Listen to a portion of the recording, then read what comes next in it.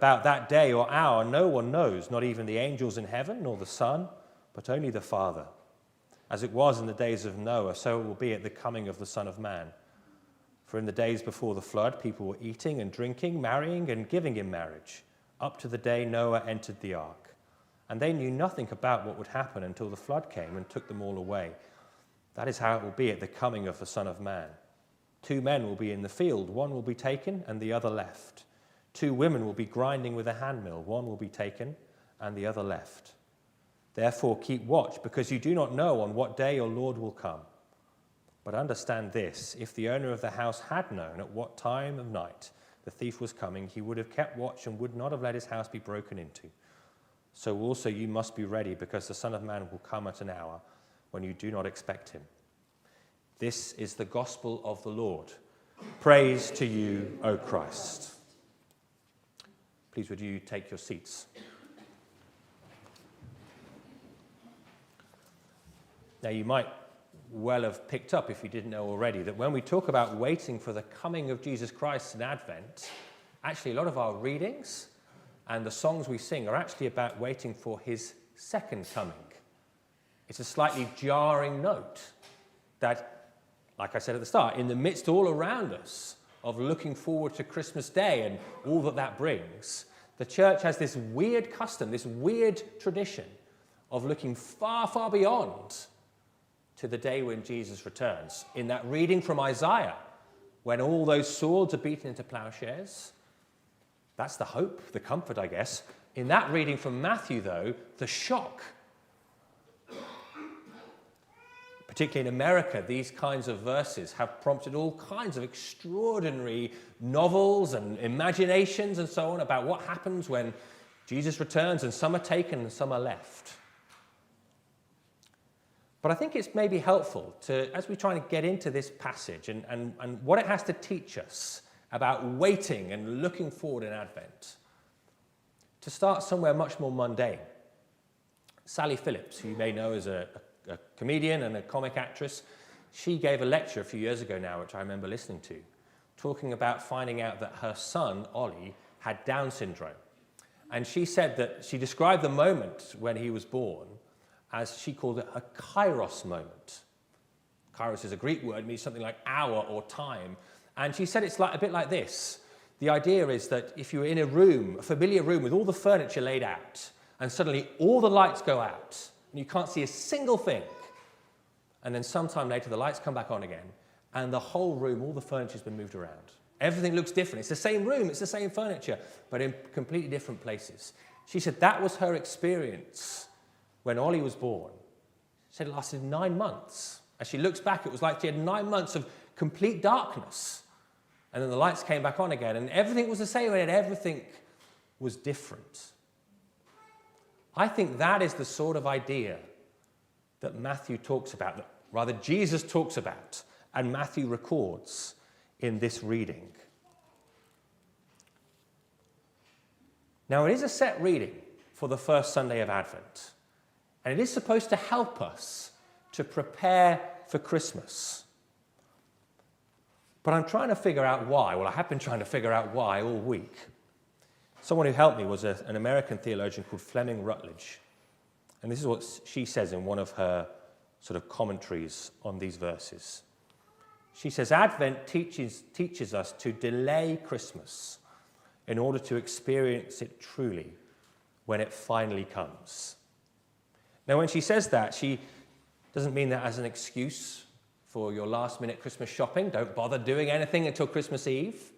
She's not saying it as a way to scold us if we have put our lights up already, we are wearing our Christmas jumpers already. It's not about that. I suppose it's about this, that we let God set the agenda at this time of year. That rather than the timing of the John Lewis advert being when Christmas really begins, that we come and listen to God and have him, if you like, show us the way, lay out the timetable for this time of year. Now, when we do that, I think what we do is find some shocks that God has for us.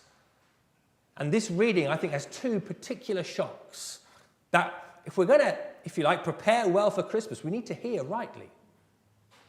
The first shock, the obvious shock, implicit, I think, in the way that some of these people are taken in the reading and some are left. The first shock is that we need God to come to rescue us. The tenor of the whole reading, from the fact that Jesus himself says, I don't know when this is going to happen. As a human being on earth, in my human nature, I don't know. Only the Father knows. To the shock of people being in the field and one of them taken, the other left. Jesus is saying here, if you like, that we haven't got the timetable laid out for us. But what needs to happen, and what happens here, what Jesus promises is going to happen, is that one day God will come and put this whole world right again. You hear it particularly in the note of Noah. Did you hear it in the reading? As it was in the days of Noah, so it will be at the coming of the Son of Man. See, the thing about Noah's day, we read about it in the book of Genesis. The writer says that the world was so dark, things had, if you like, fallen apart to such an extent that the only hope for the world now was God to come and make it all new again. And Jesus is saying that's what needs to happen now. That God will make the whole world new, turn things back the right way up again, the way that they should be. And this moment of time that we live in now, the span of our own lives, our civilization, this moment we're in, like say, yes, God, I recognize that that's what we need. And I want to be part of your plans for the future. Come and take hold of me now and bring me there. And if we've done that in the here and now, Jesus is saying, then when God returns, we will be with him forever and it will be joyful and glorious beyond our imagining. But there is a real choice we have. And that's why you get these extraordinary moments, some taken, some left.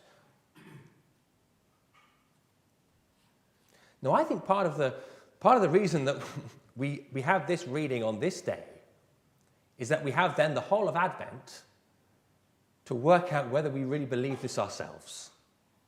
There's no doubt that this is a shock. There's no doubt that the idea that God has to come, that our world is so broken that we need him to come and fix it, is difficult for any human being to hear. Is that the true story of our world? Is it the true story of our own hearts? That were God to leave us to our own devices, like a bowling ball that is biased to turn one way, we will turn away from him and not towards him. By no means is this an easy thing for us to grapple with. But if Jesus is right here, then it is going to make all the difference in the world if we take him seriously or not. C.S. Lewis talks about what to do when you wake up in the morning, or rather what happens every morning when you wake up in the morning. He says this: all your wishes and hopes for the day rush at you like wild animals. And he says the first job each morning consists simply in shoving them all back, in listening to that other voice, taking that other point of view, letting that other larger, stronger, quieter life come flowing in. And so on all day. Now, if Jesus is right, then C.S. Lewis is right, I think. That all our own hopes for our day have to take second fiddle to hearing from God and pursuing his purposes and plans for our lives. And so every morning you'll be shoving back all those ways that you want to take hold of the day and say, God, what would you have me do? If Jesus is wrong, have at it, do whatever you want. But if this message of Advent, that God has to come and make the world right, is true, then C.S. Lewis is onto something. The same is true, I think, at church. What does it mean to gather, to worship God? Is it just about if you like, getting it right on our own terms, making it acceptable as we understand it? Or is it fundamentally about all of us, every week, coming in from the cold and coming to God and crying for mercy? Because we know that far, far, far more important than anything that we offer him is what he has to offer us. Again, if Advent is real, if Jesus is right, that God has to come and make the world right, then we come Sunday by Sunday, not with full hands with things to offer, but first of all with empty hands, desperately needing to be filled. And the same, I think, is true for Christmas. Because with Nick, our previous vicar, having left, lots of carol services and other carol things have fallen to me this year.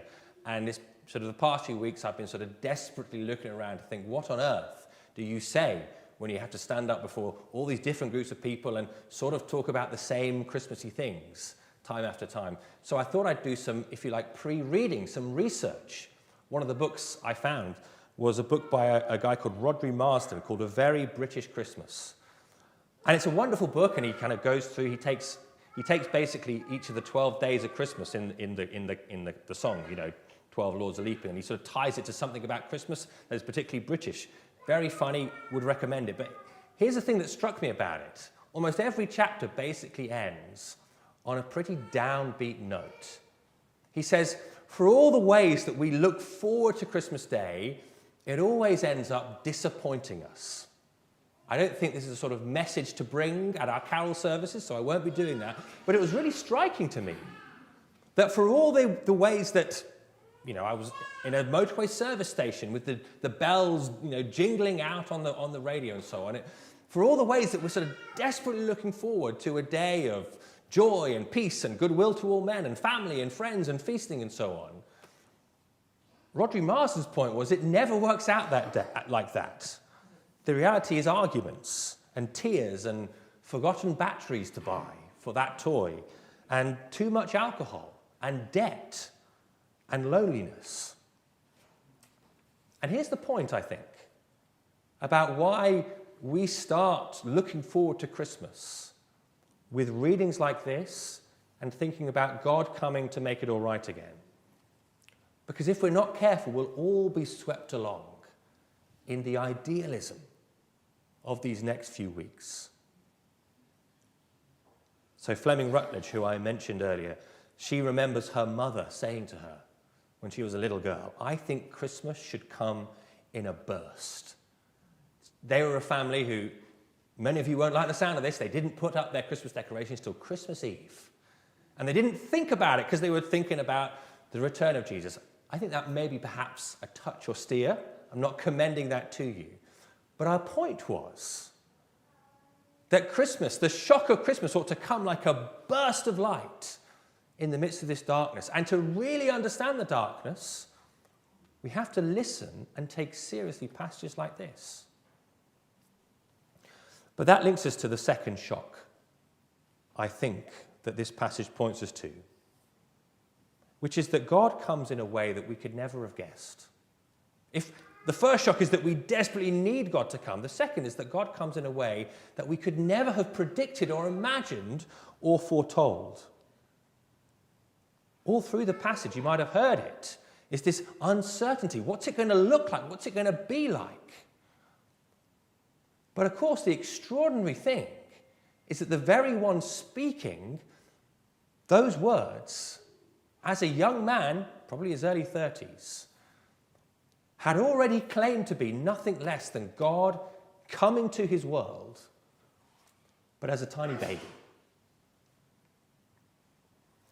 Again, Sally Phillips, talking about bringing up her son Ollie. She said the thing that was most, I guess on the one hand difficult, but then also the source of the biggest joy for her, was that Ollie just burst the bubbles of what an ideal child might look like. You might know that Sally has fought hard to bring the experience of Ollie much more into the mainstream, if you like, into the light.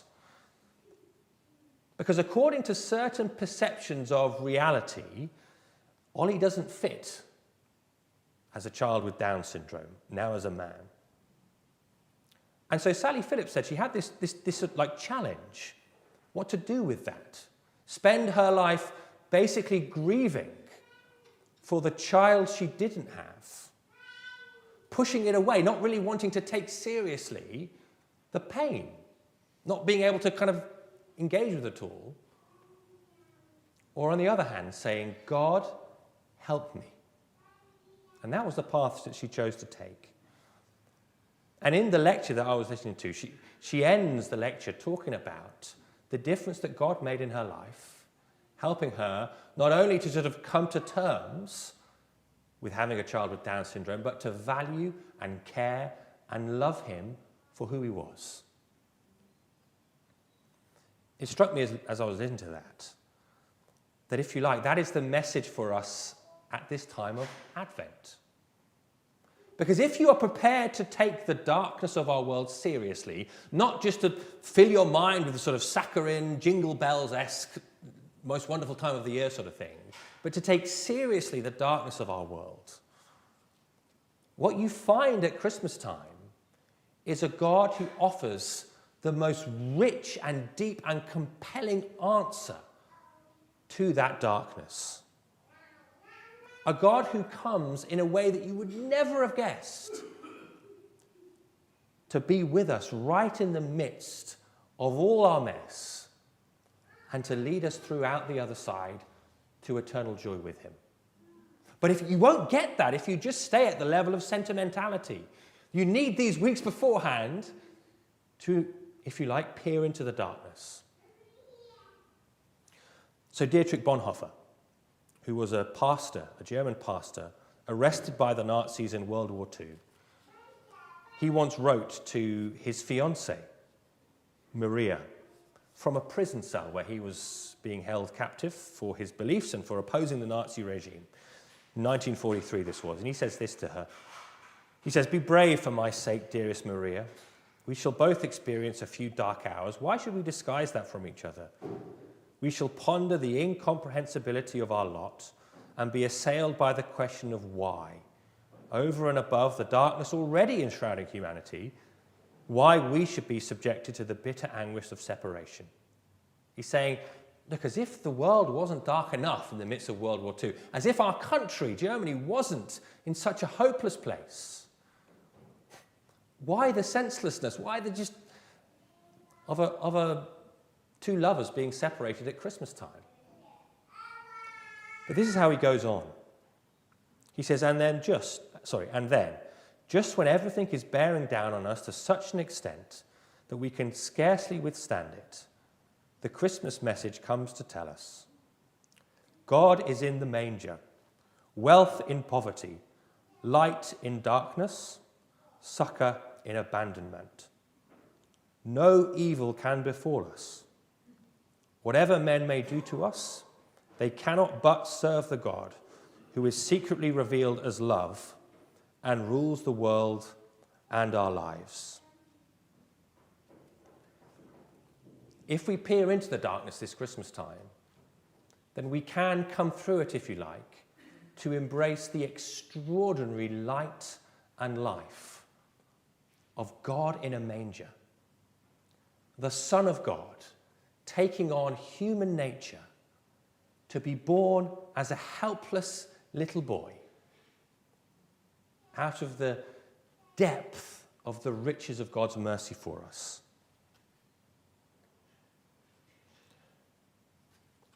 Few people, I think, put it better than St. Augustine. It's a quote that you'll see on the front of the latest copy of the Edgbastonian. Augustine says this, "Man's maker was made man, that he, ruler of the stars, might nurse at his mother's breast, that the bread might hunger, the fountain thirst, the light sleep, the way be tired on its journey, that truth might be accused of false witnesses, the teacher be beaten with whips, the foundation be suspended on wood, that strength might grow weak, that the healer might be wounded, that life might die." as we come to celebrate Holy Communion today, we can do so recognizing with joy that into the midst of this dark world, God has come and he will come again. A few moments then in silent prayer and reflection, and then Mary Martin will come and lead us. God, you are so